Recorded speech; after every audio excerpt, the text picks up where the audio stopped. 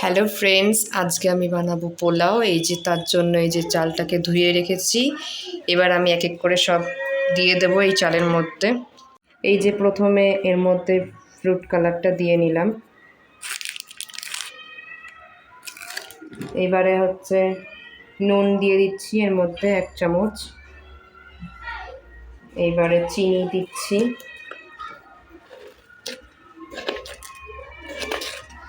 এক চামচ। এবারে এই যে আদা বাটাটা দিয়ে দেব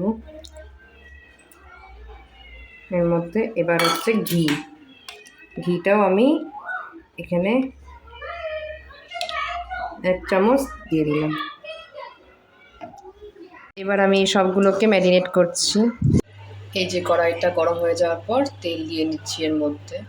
এবার তেলটা গরম হয়ে যাওয়ার পর এর মধ্যে অ্যাড করে দেব দারচিনি, লবঙ্গ আর এলাচ। এবার ড্রাই ফ্রুটসে এই যে কাজু আর কিশমিশটা অ্যাড করে দিলাম। এবার এর মধ্যে চালটাকে অ্যাড করে নিলাম, যে ম্যারিনেট করে রেখেছিলাম। এই যে আমার কমপ্লিট।